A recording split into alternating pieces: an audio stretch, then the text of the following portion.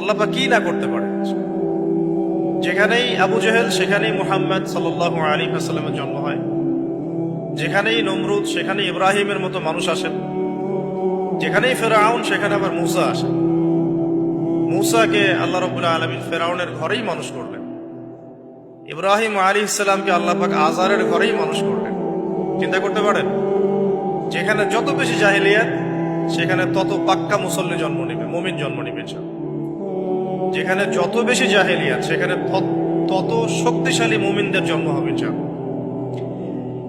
তো এখন তৎকালীন নমরুদ যে সভ্যতার অধিবাসী ছিল, এই সভ্যতাটাকে আমরা বলি কালাডীয় সভ্যতা। এটাকে কালাদীয় সভ্যতা বলা হয়। এটা মূলত জাদুর জন্য একটু বিখ্যাত ছিল, যেটা রেফারেন্স আমি দিলাম সুলাইমান আলাইহিস সালামের যুগ থেকে। এখানে আজারের ঘরে জন্ম নিয়েছেন আমাদের নবীগণের পিতা, যা মুসলিম জাতির পিতা ইব্রাহিম আলাইহিস সালাম। সুবহানাল্লাহ। বলা বাহুল্য যে নমরুদ কিন্তু 400 বছর বেঁচে ছিল, এবং 400 বছর হায়াত পাওয়ার পরে সে মনে করছিল যে সে কখনো মারা যাবে না। এরপরেই সে নিজেকে খোদা দাবি করা শুরু করেছে আর কি। এই বাচ্চা ছেলেটা বড় হতে লাগলো। যারা সমাজকে পরিবর্তন করে তারা কিন্তু সমাজের স্রোতে গা ভাসায় না। নবী সাল্লাল্লাহু আলাইহি ওয়াসাল্লামের জন্মটা একটু মিলাই এটার সাথে। আমাদের নবীও ঠিক এরকমই একটা সমাজে জন্ম নিয়েছেন। ইব্রাহিম আলাইহিস সালাম যেমন জন্ম নিয়েছেন শিরকে ভরা সমাজে, চতুর্দিকে মূর্তি পূজা হচ্ছে, ইভেন তার বাসায় তার বাবা হচ্ছে মূর্তি পূজারীদের সর্দার, তার ঘরে তিনি জন্ম নিয়েছেন। ঠিক তেমনি রাসূল সাল্লাল্লাহু আলাইহি ওয়াসাল্লাম যে মক্কায় জন্ম নিয়েছেন, সেই মক্কা ছিল শিরকের আখড়া।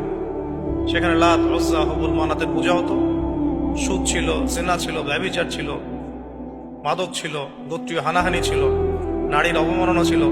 এরকম আইয়ামে জাহিলিয়াতেও নবী সাল্লাল্লাহু আলাইহি ওয়াসাল্লাম জন্ম নিয়েছেন। নবী সাল্লাল্লাহু আলাইহি ওয়াসাল্লাম ইব্রাহিম আলাইহিস সালাম দুজনের চেহারাও একরকম ছিল, দুজনের চেহারার গঠনটাও একরকম ছিল, দেহের গঠনও একরকম ছিল। মেরাজের রাতে নবী সাল্লাল্লাহু আলাইহি ওয়াসাল্লাম দেখে এসেছিলেন ইনি কে, যাকে দেখতে হুবহু আমার মতো লাগছে।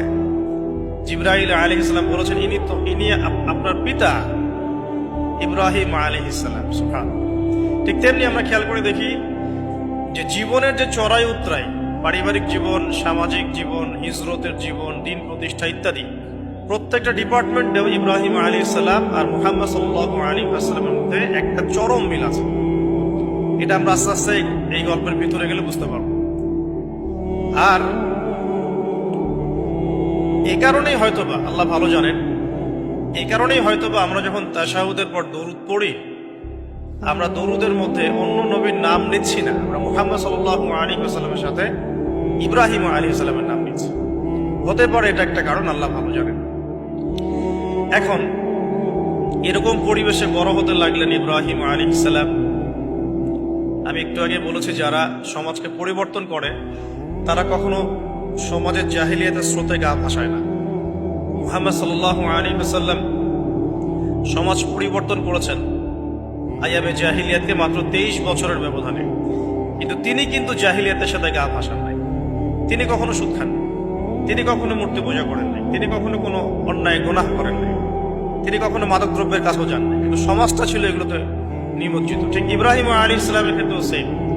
তিনি একজন প্রধান পুরোহিতের ঘরে জন্ম নিয়েও কখনো মূর্তির ধার কাছে যান নাই। বরং একটু যখন বড় হচ্ছেন, একটু বড় বলতে ম্যাচিউরড, আমাদের টিকটক প্রজন্মের মতো না।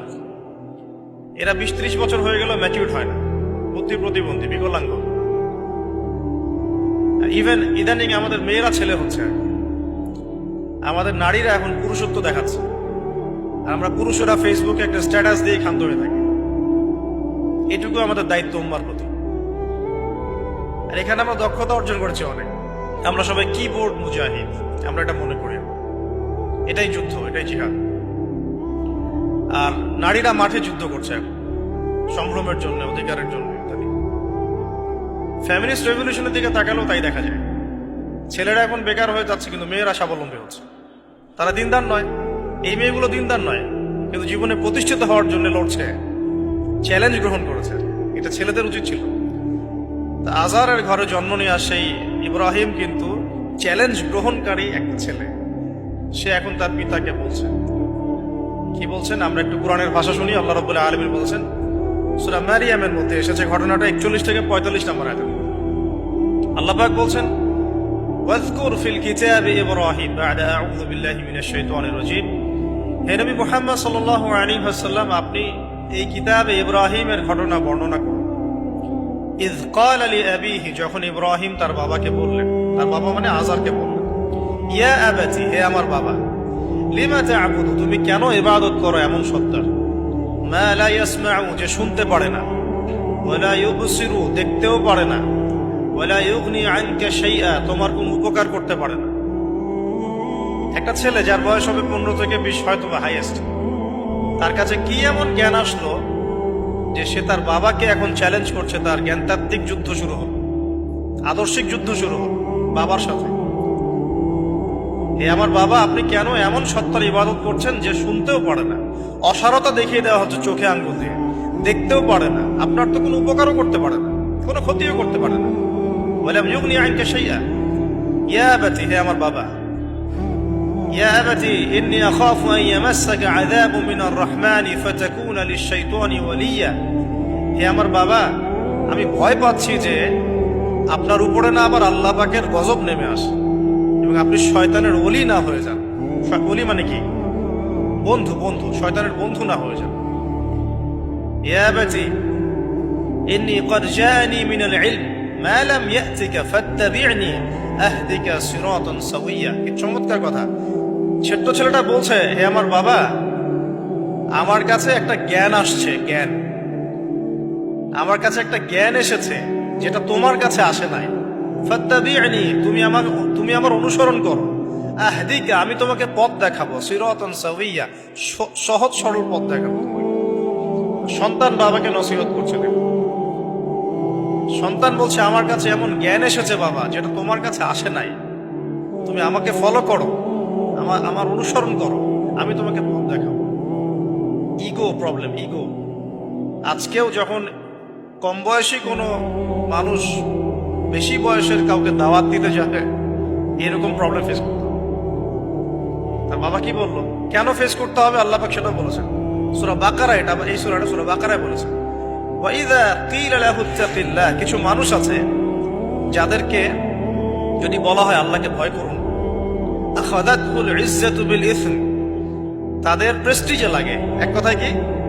প্রেস্টিজে লাগে, প্রেস্টিজ নষ্ট হয়। আখাযাতহুল ইজ্জাতু বিল ইসম ফাহাসবুহু জাহান্নাম, আল্লাহ বলেন ওর জন্য জাহান্নামই যথেষ্ট। ওয়াসাআত মাসীরা, কত নিকৃষ্ট সেই আশ্রয়স্থল।